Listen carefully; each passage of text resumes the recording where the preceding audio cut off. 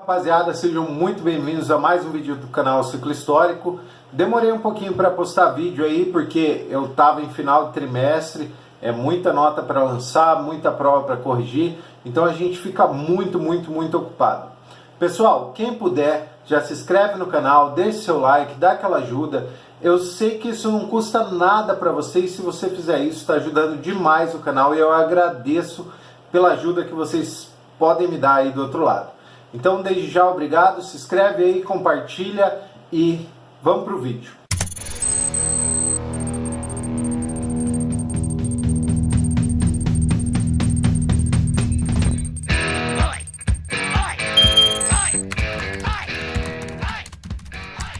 Pessoal, hoje eu tô aqui para fazer um resumão sobre a polis de Atenas na Grécia Antiga. Sim, um assunto que cai muito no vestibular e é extremamente importante por causa da democracia, né? O surgimento da democracia. E é sobre isso que a gente vai falar aqui hoje. A polis de Atenas ficava localizada numa região chamada Ática.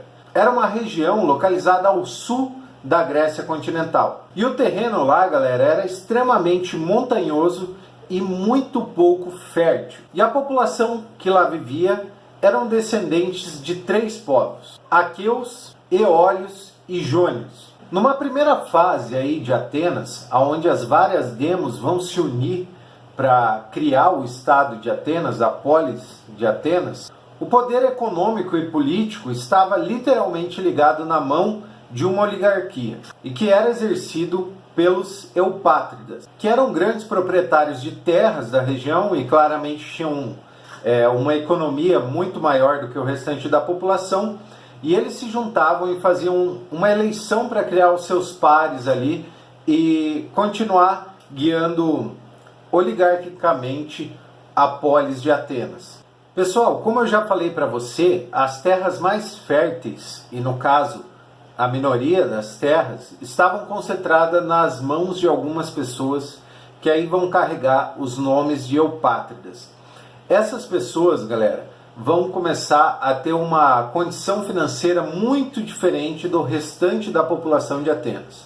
Seja dos metecos, que são estrangeiros, sejam da população ateniense em si.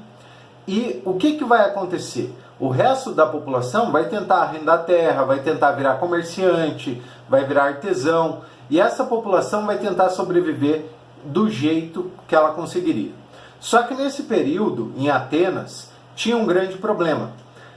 Se você ficasse devendo para alguém, você se tornaria, consequentemente, um escravo dessa pessoa por não pagar a dívida. Então Atenas vai entrar em um colapso social. Por quê? Porque como as terras não eram férteis, como o comércio começa a girar, vai ter muita gente endividada. E essa galera tenta arrendar terra para se salvar, não consegue sair do buraco, vai se afundando cada vez mais, até que vira escravo. Então a gente vai ter muita gente virando escravo dessa elite. Consequentemente, vai ter muito escravo. Então está saturado já. Todo mundo está passando por vários problemas financeiros devido às áreas inférteis, devido ao terreno montanhoso, devido ao comércio mal organizado e etc. Mas como algumas dessas pessoas ainda se tornam comerciantes de sucesso, mas não fazem parte dessa elite dos eupátridas, o que vai acontecer? Essa galera vai se unir com o resto da população que passa necessidade e vai começar a questionar esse governo na mão da oligarquia, ali das pessoas que tinham um alto nível social. Por mais que fosse dividido esse governo e ele fosse representado por várias pessoas, ele é necessariamente um governo da elite que só representa a elite. Então começa a gerar um atrito nessa sociedade. E a partir desse momento nós vamos ter um começo do princípio democrático aí na sociedade ateniense. Aí, galera, essa pressão social que os menores vão fazer sobre os aristocratas, sobre essa oligarquia que estava no poder controlando Atenas, vai ser tão grande que vai acabar por quebrar o sistema como ele era. E aí a consequência disso vai ser fazer um acordo, fazer uma votação e desse jeito, lógico que só com a maioria da elite, sejam os comerciantes que tinham mais poder financeiro, etc., mas através desse acordo vão eleger Dracon, ali por volta de 621 a.C. Esse cara é um cara da elite, então é lógico que ele ia governar a favor da elite. Só que, em contrapartida, o povo reclamava muito. E aí, por que o povo aí de cima não tem as mesmas leis que o aqui de baixo? O que vai acontecer? Por que vocês não fazem nada para mudar isso? Por que a gente que faz alguma coisa aqui embaixo sofre uma penalidade e a galera da alta classe social aí que está aí em cima não sofre nada quando eles fazem o mesmo erro? Por quê? Por que são dois pesos numa única moeda? Por que as coisas funcionam totalmente diferentes? Então o povo começa a questionar isso. E Dracon vai falar então assim: vocês querem leis? Vocês terão leis, tá? E ele vai e cria as primeiras leis escritas dentro da polis de Atenas. Pessoal, isso é extremamente importante, porque é um passo aonde umas determinadas leis serviriam para todas as classes sociais. Seja o crime que for, teriam a mesma punição e etc. Só que, lógico, Dracon era de uma elite, então ele vai fazer leis que seriam muito mais fáceis de punir os menores, e em contrapartida, a aristocracia, a galera que está lá em cima, vai continuar de boa. Por quê? Porque eles não vão, por exemplo, roubar uma galinha, porque eles não vão ter que roubar e fazer inúmeras outras coisas que não vem ao caso citar aqui. O que é interessante lembrar é que Dracon ele fez umas leis tão violentas, tão severas para essa sociedade, essa camada de baixo que era a maioria da sociedade e que estava realmente gritando e pedindo socorro, que eram tão severas que alguns escritores aí escreveram que ele assinou as leis ou escreveu as leis com sangue e não com tinta, porque eram tão severas, tão cruéis com a maioria do povo, que basicamente era uma tortura, um meio de se criticar, de castigar essa galera que estava aí fazendo protesto, reclamando, à beira de uma guerra civil, para que as coisas começassem a mudar. E como essa pressão popular vai continuar, após Dracon vão eleger aí um novo tirano que se chama Solon. O Solon vai criar duas coisas extremamente importantes. Primeiro, ele vai criar a Bulé, que vai ser uma organização de 400 homens eleitos por uma assembleia, que vão escrever as leis escritas e organizar as coisas políticas, entre aspas, da cidade. E a assembleia era chamada de eclésia. Era uma assembleia onde qualquer cidadão ateniense poderia participar dessa assembleia, mas nesse momento ela ainda não teria a voz ativa dentro da sociedade em geral. Contudo, Solon é um cara muito importante. Por quê? Porque como já está saturado de escravo e para ele ganhar a moral dele, o que ele vai fazer? Ele vai abolir a escravidão por dívida. Então isso, o povo já vai ficar fascinado com ele. E ainda mais, abrindo a eclésia, que o povo ia lá, podia opinar, por mais que não ia dar em nada, pelo menos se sentia parte dessa sociedade. E consequência disso, posteriormente, foi a evolução desse sistema de participação popular. E o próximo tirano que vai entrar aí, pós o Solon, é o Clístenes. Na verdade é Clístenes. Esse cara já vai mudar totalmente o cenário dentro de Atenas. Esse cara é o pai da democracia. O que ele vai fazer de tão diferente que vai mudar isso daí? A eclésia não é só mais um local de opinião, de você ir lá, fazer um conselho e participar. Agora, a eclésia é um local de eleição e de democracia direta. Todos os cidadãos de Atenas poderiam ir até a eclésia e fazer a sua votação opinando pelo melhor da cidade, dando suas opiniões, seja o que ia acontecer, quem ia ser eleito, como que ia funcionar as coisas dentro da cidade.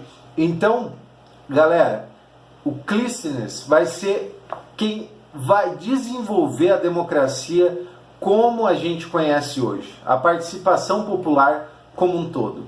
Então a galera podia ir lá na Eclésia, participar, falar suas opiniões e trabalhar em cima disso. E o que é interessante, ele também vai pegar a Bulé e vai aumentar de 400 homens para 500, e a partir disso, esses homens vão começar a redigir leis, a organizar e cobrar pautas que a sociedade trabalha dentro da Eclésia. Então, esse ponto é o ponto importante para o surgimento da democracia como nós conhecemos hoje. Foi o primeiro passo, o primeiro avanço dentro de um sistema totalmente tirano. E aí, assim, nós damos o pontapé inicial para a democracia no mundo atual. Lógico que hoje nós temos vários tipos de democracia, que é a democracia direta, indireta, participativa e papapá, vamos ter vários tipos de democracia.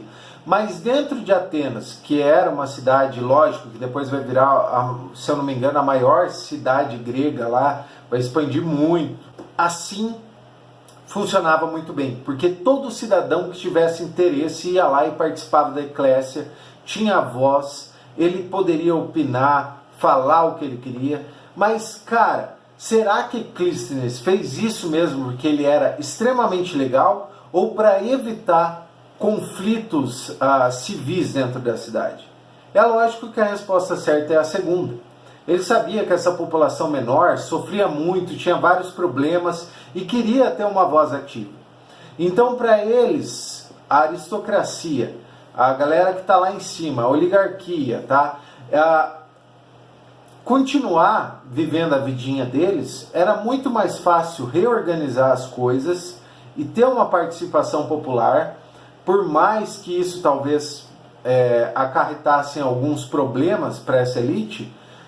Mas essas medidas, querendo ou não, acalmam o coração dessa população que sofria tanto, porque eles se sentem um pouco mais acolhidos.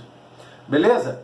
Então, galera, isso é só um resumão, até a parte do surgimento da democracia em Atenas. Lógico que Atenas tem, aí milhões de coisas, a gente pode falar sobre mitologia, pode falar sobre a expansão de Atenas, mas o mais importante e que vai cobrar aí no seu vestibular, no seu concurso público, vai ser sobre o surgimento da democracia. E esse é o objetivo desse vídeo, um vídeo muito rápido, claro e específico, ser direto aqui com vocês, tá? Então, pessoal, é isso aí. Só dando um resumão, a galera tava putaça da vida, porque uns tinham muito dinheiro e outros poucos. Perto de uma guerra civil, vão fazer uma organização com comerciantes e vão eleger Dracon. Dracon vai criar as primeiras leis escritas, que valiam desde a mais alta elite até o mais favelado. E aí, pessoal, vai vir depois o Solon que vai abolir a escravidão por dívida. Posteriormente, após isso, vai vir o Clístenes, e esse cara vai criar a democracia, pessoal, que nós conhecemos hoje. Não representação direta, mas nós temos nós elegemos os nossos representantes. Também é interessante lembrar que foi Solon que criou a Bulé e a Eclésia, e ela vai ser mais desenvolvida no período ali onde Clístenes vai estar no poder. E lá sim vai ter uma participação popular muito mais ativa, uma voz da população muito mais ativa, e assim surge o berço da democracia. Assim que começa a democracia no mundo atual que a gente vive. Beleza, galera? Espero que vocês tenham gostado do vídeo, por mais que ele seja um resumão muito curto, mas eu só fiz para movimentar o canal mesmo, beleza? Um grande abraço para vocês, fiquem com Deus, até a próxima, falou e tchau!